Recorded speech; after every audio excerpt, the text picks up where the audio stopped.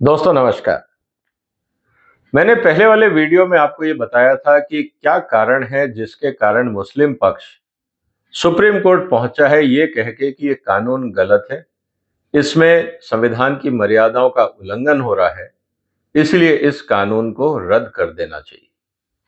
अब supreme court में जब सुनवाई होगी तब हम दलीलें देखेंगे, लेकिन उसमें एक सबसे बड़ी जो दलील दी गई थी वो ये कि सुप्रीम कोर्ट इस बात की जांच करे कि वक्फ बोर्ड के अंदर और वक्फ काउंसिल के अंदर नॉन मुस्लिम क्यों डाले गए। सवाल इस बात का है क्योंकि ये मुस्लिम संस्था है, इसमें नॉन मुस्लिम्स का क्या काम। अब सवाल इस बात को लेकर आता है दोस्तों कि भारत एक सेक्युलर देश है। अगर मुस्लिम संस्था अगर बना रहे हैं तो वो कौन बना रहा है इसको समझना होगा। अगर मुस्लिम समाज अपने समाज के लिए संस्थाएं बनाता है उसमें किसी को कोई ऐतराज नहीं, लेकिन भारत सरकार टैक्स पेयर्स के पैसे से एक मुस्लिम समाज के लिए संस्था बनाए और उस पर सारा खर्चा भारत के टैक्स पेयर करें और वो सिर्फ एकमात्र एक रिलीजन बेस पे हो, क्या ये संविधान के हिसाब से सेक्युलर भारत के लिए सही होगा? अगर ऐसा है तो फिर बाकी धर्म वाले भी कहेंगे कि साहब हमारे लिए भी संस्थाएं बनाओ और धर्म के आधार पे बनाओ, हम बाकी धर्मों को यहां नहीं आने देंगे।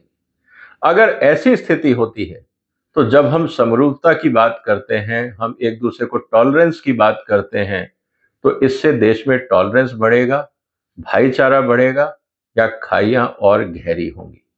सवाल आज इस बात का है। खैर, बड़ी चर्चा हम बाद में करेंगे, लेकिन आज जो हम फोकस करने वाले हैं वो फोकस बहुत सीधा सा है कि क्या वक्फ बोर्ड और परिषद में दो गैर मुस्लिम सदस्य होने चाहिए या नहीं। अब इसका हम कैसे पता लगाएं? बात सही है कि अगर मुस्लिम रिलेटेड, मुस्लिम समाज या मुस्लिम धर्म रिलेटेड अगर कोई बात है तो मुस्लिम समाज का कोई व्यक्ति ही सही कर पाएगा। लेकिन जब वो पूरी संस्था धर्म के आधार पे नहीं है, वो एक एडमिनिस्ट्रेटिव बॉडी है, वो रिलीजियस बॉडी नहीं है, तो उसमें धर्म की व्याख्या क्यों की जा रही है? अब सबसे बड़ा सवाल यह है कि क्या जो वक्फ काउंसिल और वक्फ बोर्ड है वो धार्मिक संस्थाएं हैं या एडमिनिस्ट्रेटिव बॉडीज हैं? इसको समझना होगा। इसलिए इस वीडियो को पूरा देखिएगा। कानून के हिसाब से क्या है मैं उसकी चर्चा आपके साथ करूंगा और फिर आप फैसला करिएगा कि सही क्या है और गलत क्या, और फिर हम इंतजार करेंगे सुप्रीम कोर्ट के वर्डिक्ट का कि इस देश में जो कहा जा रहा है कि साहब ये इंटरफियरेंस है मुस्लिम मामलों के अंदर नॉन मुस्लिम्स के द्वारा, क्या ये आर्ग्यूमेंट उचित है या नहीं, ये तो फाइनल जजमेंट सुप्रीम कोर्ट देगा। लेकिन जो तथ्य हमारे सामने है वो मैं आपके सामने रख रहा हूं, इसलिए पूरा देखिएगा, अंत तक देखिएगा, क्योंकि अंत में मैं आपको बताऊंगा कि भारत सरकार की तरफ से क्या पॉसिबल जस्टिफिकेशन हो सकते हैं, ताकि जब ये लीगल कार्रवाई शुरू हो तो इसको हम इंटरेस्टिंग नजरिए से देखें। इस वीडियो को शेयर करिए, चैनल को सब्सक्राइब करिए, क्योंकि और इंटरेस्टिंग मुद्दे में आपके साथ चर्चा में लाने वाला। दोस्तों, जो पूरा डिबेट है वो 1995, जो वक्फ एक्ट 1995 है, 22 नवंबर 1995 में इसको लागू किया गया था। और पर्पस क्या है? An act to provide for the better administration of waqf and matter connected therewith or incidental thereto. Administration of waqf, कहीं पे भी रिलीजन की बात नहीं है। इस शब्द पे गौर करिएगा, क्योंकि जब सुप्रीम कोर्ट इस पूरे कानून की व्याख्या करेगा और जो बड़े बड़े वकील वहां दलीलें देंगे, मुद्दा यह है कि क्या ये रिलीजियस एडमिनिस्ट्रेशन है या एडमिनिस्ट्रेशन है, इसको भी समझना होगा। दूसरी बात, जो नया कानून है उसमें यह कहा गया है कि दो नॉन मुस्लिम होने चाहिए। अब दो नॉन मुस्लिम से इतना बड़ा घबराहट क्यों हो रही है? जबकि हिंदुस्तान में जितनी भी बॉडीज होती हैं उसमें जब भी डिसीजन होता है वो मेजॉरिटी वोट से होता है, काउंसिल्स हो, बोर्ड्स हो, जो भी हो। अब सवाल इस बात का है कि जब वक्फ बोर्ड है उसमें 23 मेंबर हैं जिसमें दो मुस्लिम्स हैं, अगर आप इसमें दो नॉन मुस्लिम भी डाल देते हो तो क्या डिसीजन रिलीजन के बेस पे नॉन मुस्लिम क्या इन्फ्लुएंस कर पाएंगे? 23 में से अगर दो लोग नॉन मुस्लिम हैं, उस स्थिति में क्या होगा?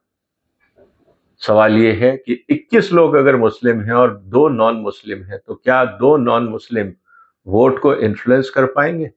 नहीं कर पाएंगे। लेकिन 2 नॉन मुस्लिम का पर्पस वही है जो एक कंपनी में इंडिपेंडेंट डायरेक्टर का होता है। अब वो कैसे, वो मैं आगे आपसे चर्चा करूंगा कि यहाँ पे जो 2 नॉन मुस्लिम है उनका रोल है एज ए डायरेक्टर्स। इसको समझना होगा। सीधी सी बात है कि जो पूरा कानून बनाया है, सरकार का यह कहना है कि central government may by notification the official gazette establish a council to be called central waqf council for the purpose of advising the central government, state government and boards on the matter concerning working of the board and due administration of waqf. Waqf जो है, जो वहां पे property है, जो पूरा सब कुछ है, उसको जो हम कैसे मैनेज करें, ये इस पे डिपेंड करता है। तो ये तो थी काउंसिल की बात। अब हम बात कर रहे हैं बोर्ड की। बोर्ड में 7 से 11 मेंबर हो सकते हैं डिपेंडिंग अपॉन स्टेट गवर्नमेंट। अब इसमें अगर 2 नॉन मुस्लिम हैं तो 7 में 2 फिर भी 5 की मेजोरिटी है, 11 में 2 फिर भी 9 की मेजोरिटी है। तो 2 नॉन मुस्लिम्स जो हैं वो किसी भी रूप में कार्रवाई को प्रभावित नहीं कर सकते हैं। ये बात यहां क्लियर हो जाती है। इसका मतलब यह है कि चाहे वो सेंट्रल काउंसिल हो या स्टेट बोर्ड्स हो, अगर वहां पे नॉन मुस्लिम्स हैं तो इस बात की गारंटी है कि वहां पे 2 नॉन मुस्लिम्स किसी भी तरह से जो डिसीजन हो रहा है उसको इन्फ्लुएंस नहीं कर पाएंगे। तो फिर सवाल इस बात का है कि फिर इनकी जरूरत क्यों है। ये मुद्दा मैं आज में आपसे और एविडेंस और आर्ग्यूमेंट्स दिखाने के बाद चर्चा करूंगा, तो अंत तक बने रहिए। State government shall furnish information to the council on the performance of Waqf boards in the state, particularly on the matter of financial performance, survey, maintenance, Waqf deeds, records, encroachment of Waqf properties, annual reports, audit reports in the manner and time as may be specified by the council, which is central government. अब सवाल दोस्तों, जितने काम है वक्फ board के, इनमें से एक भी काम रिलीजियस है? कहीं ये लिखा है कि नमाज का टाइम वो तय करेंगे या किस तरह से कुरान को पढ़ा जाएगा, कितनी बार पब्लिश होगी, अपग्रेड होगी, जो भी करा जाए?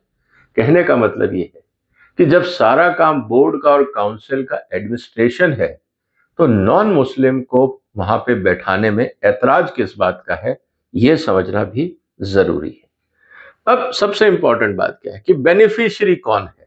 जब आपने वक्फ क्रिएट किया, वक्फ का पर्पस है कि जो प्रॉपर्टी आएगी, एसेट्स आएंगे, उसको समाज के भले के लिए लगाना है। उसमें बेनिफिशियरी कौन होगा? Waqf is created and includes religious, pious and charitable objects and any other objects of public utility. आप चैरिटी करिए, आप स्कूल बनाना चाहते हैं, कॉलेज बनाना चाहते हैं, सड़क बनाना चाहते हैं, गांव में कहीं पे पानी का नल देना चाहते हैं, हैंडपंप है, कुआं खोदना चाहते हैं, करिए ना। इसमें रिलीजियन एक्टिविटी कहां से आ जाती है? और रही बात रिलीजियस एक्टिविटी की, तो वैसे भी आपकी मेजॉरिटी है। अगर आपने डिसाइड कर भी लिया और वो कानून सम्मत है, तो उसको कैसे रोका जाएगा? तो इसीलिए नॉन मुस्लिम का इश्यू वहां पे कोई बहुत बड़ा नहीं आता है। अब हम आगे बात करते हैं। इस पूरे प्रोसेस में एक बहुत इंटरेस्टिंग चीज है, डिसक्वालिफिकेशन फॉर बीइंग अपॉइंटमेंट और continuing as a member of the board. A person shall be disqualified for being appointed or for continuing as a member of the board if he is a non-Muslim. सवाल इस बात का है कि secular India में भारत सरकार एक संस्था बना रही है, waqf council and waqf board. Secular India में क्या धर्म के आधार पे आप कोई बॉडी बना सकते हो? क्या यह सेक्युलरिज्म है? और अगर नहीं है तो फिर कैसे हम इस बात को माने कि यह सेक्युलर लोगों का काम है? Appointment of chief executive and his term of the office and other conditions of service. There shall be a full-time chief executive officer of the board who shall be the Muslim and shall be appointed by the government. Shall be Muslim and appointed by the government. क्या भारत सरकार या राज्य सरकार secular Hindustan में भारत के संविधान से एक इस तरह का एडवर्टाइजमेंट या नोटिफिकेशन निकाल सकती है कि this post is exclusively available to Muslims? क्या हम ऐसा कर सकते हैं? क्या ये सेक्युलर भारत की परिभाषा के अंदर आता है? अगर ऐसा है तो फिर कल को कोई भी पोस्ट होगी, वहां हिंदूज भी हो सकते हैं, फिर सिख भी हो सकते हैं, बाकी भी हो सकते हैं। ये बात अलग है कि ट्रेडिशनली जैसे कहा जाता है कि पंजाब का चीफ मिनिस्टर बेहतर है अगर वो सिख हो, ये एक नॉर्म है, रूल नहीं है, कानून नहीं। लेकिन अगर आप उसको कानूनी दर्जा देना चाहें तो उसमें विवाद होगा, वो आप नहीं कर सकते। वो संविधान के खिलाफ होगा, क्योंकि संविधान का प्रियम्बल क्या बोलता है? India is a secular nation. वहां धर्म के आधार पे नीतियां नहीं बन सकती। ये बात हमें समझनी होगी। पावर ऑफ द बोर्ड अगर हम देखें दोबारा, फिर वही बात आ जाती है घूम फिर के कि ensure that under its superintendence properties are properly maintained, controlled and administered and income thereof duly applied for the objects and purposes for such waqf were created or intended. Board का काम क्या है? रिलीजियस एक्टिविटी नहीं है। Board का काम है administration, basically management, maintenance and finance. इस बात को हमें ध्यान रखना होगा। अब एक और इंटरेस्टिंग चीज जो हमें समझनी पड़ेगी, जिसको हम आगे भी देख सकते हैं, कि power of the board to appoint chief executive, the executive officer shall not interfere with the religious duty. जब चीफ एग्जीक्यूटिव के लिए कानून में लिखा है कि वो रिलीजियस फंक्शनरीज में इंटरफियर नहीं करेगा, तो फिर वो किसी भी धर्म का क्या फर्क पड़ता है? जब आपका कानून ही बोलता है कि सीईओ की कोई जिम्मेवारी नहीं है रिलीजियस फंक्शन की, उसको कहीं इंटरफियर नहीं करना है, उसके लिए सेपरेट लोग हैं, तो फिर बोर्ड और काउंसिल में कोई भी धर्म का हो, क्या फर्क पड़ता है? Application of the act, properties given or donated by persons not professing Islam for support of certain waqf. अब उसमें मान लीजिए लोगों ने कहा कि भाई हम आपको वक्फ प्रॉपर्टी दे रहे हैं, लेकिन हम बताएंगे कि हमारी प्रॉपर्टी कहां इस्तेमाल हो। अब ये मैं बताऊंगा। अब मैं अब नहीं चाहता कि वो फॉर एग्जाम्पल शमशान घाट में जाए, मैं चाहता हूं वो जाए मुसाफिर खाना में, ग्रेवयार्ड में ना जाए। मेरे को मुसाफिर खाना लोगों के आने जाने का, बच्चों के स्कूल का, महिलाओं की एजुकेशन का, मैं इसलिए आपको वक्फ दे रहा हूं। अब इसको कौन इंश्योर करेगा कि जो मैंने वक्फ दी और जिस पर्पज के लिए दी वो हुआ या नहीं? क्या मेरा कोई रिप्रेजेंटेटिव या ऐसा कोई इंडिपेंडेंट डायरेक्टर नहीं होना चाहिए जो इस बात की जानकारी रखे? सवाल यहां खड़ा होता है, माइनॉरिटी जो कम्युनिटी है या माइनॉरिटी शेयर होल्डर है इस पूरे वक्फ सिस्टम में, उसके हितों को कौन ध्यान में रखेगा? इसीलिए ये कहा गया। इसीलिए दोस्तों, ये सब जानकारी जानने के बाद अब सवाल ये है कि नॉन मुस्लिम्स होने चाहिए या नहीं, क्या ये कॉन्स्टिट्यूशन का वायलेशन है? सवाल अब इस बात का लेके, अब एक एक करके सारे पॉइंट्स को दोबारा से हम कैप्चर करते हैं और देखते हैं कि क्या ये वास्तव में ऑब्जेक्शन लॉजिकल है या सिर्फ एक पॉलिटिकल स्टंट है। Non-Muslims are stakeholder in Waqf in various capacities, including as donor, tenant, litigation, lessees in Waqf management. The representation of these stakeholders on the board will help in fairness of the management. अब आप किराया देते हो non Muslim को, non Muslim से आप donation लेते हो, नॉन मुस्लिम कहता है कि मेरे पैसे को मैं चाहता हूं कि गर्ल एजुकेशन में जाए, विमेन एम्पावरमेंट में जाए, आप कहते हैं हम करेंगे और बाद में नहीं करते। कौन ध्यान रखेगा? जब आप सारे ही एक साथ मिल जाओगे, कोई इंडिपेंडेंट डायरेक्टर, इंडिपेंडेंट व्यू वाला आदमी नहीं होगा, तो मेरे हितों की रक्षा कौन करेगा? ये मेरे को कंफर्ट कैसे आएगा? आफ्टर ऑल हम इंडिपेंडेंट डायरेक्टर्स क्यों रखते हैं कंपनियों में? इसीलिए। दूसरी बात, the secular activities under Waqf can be controlled and monitored by anyone, including governance, social projects, economic activities, welfare etcetera. And जो कोर्ट्स हैं वो भी इस बात को कहते हैं कि ये पॉसिबल है। अगर आप कहीं पे पानी पिला रहे हैं, कहीं पे दुकान खोल रहे हैं, दुकानों की मेंटेनेंस है, रिपेयरिंग है, अगर उसकी जिम्मेवारी नॉन मुस्लिम मेंबर्स के पास है तो दिक्कत क्या है? क्या वो रिलीजियस एक्टिविटी है? आपने तो सीईओ तक को मना कर दिया, वो रिलीजियस एक्टिविटी में पार्टिसिपेट नहीं करेगा, हालांकि वो खुद मुस्लिम है। इस बात को ध्यान रखिए, कानून अभी ये बोलता है कि सीईओ हैज टू बी मुस्लिम, उसके बाद भी वो रिलीजियस एक्टिविटी में पार्टिसिपेट नहीं करेगा। तो जब नॉन मुस्लिम अगर सीईओ बन जाता है या किसी भी बोर्ड मेंबर में होता है, तो उसका रिलीजियस एक्टिविटी तो वैसे भी इंटरफियरेंस नहीं है, ये तो कानून में लिखा है। Central Waqf board oversees the functioning of state boards, including the finance and administration. This is an administrative body and not a religious body. यही तो मैं कह रहा हूं आपसे, बार बार इसी बात को कह रहा हूं।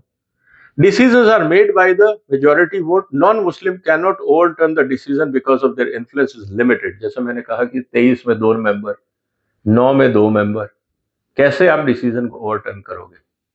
तो इसीलिए जो डर दिखाया जा रहा है उसका कोई आधार और औचित्य नहीं है। Non-Muslims will be inducted depending upon their capacities and capability, experience, improve the functioning of the board and councils. जो भी नॉन मुस्लिम होगा, सरकार भी तो चाहेगी कि ऐसे व्यक्ति को रखा जाए जिसका कोई स्टेचर है, कोई काबिलियत है, या किसी को भी बैठा देंगे। ऐसी स्थिति में वक्फ की कैपेसिटी ही इंप्रूव होगी, काबिलियत ही इंप्रूव होगी। तो इसीलिए ये कहना कि साहब ये ठीक नहीं है, मुझे लगता है ये राजनीति है। अब सुप्रीम कोर्ट इस पे क्या आर्ग्यूमेंट लेता है वो मुझे नहीं पता। आपके क्या व्यू है वो आप जरूर कमेंट बॉक्स में लिखिए। हम जानना चाहते हैं कि ये जो मुद्दा उठाया जा रहा है क्या इसके पीछे लॉजिक है या नहीं।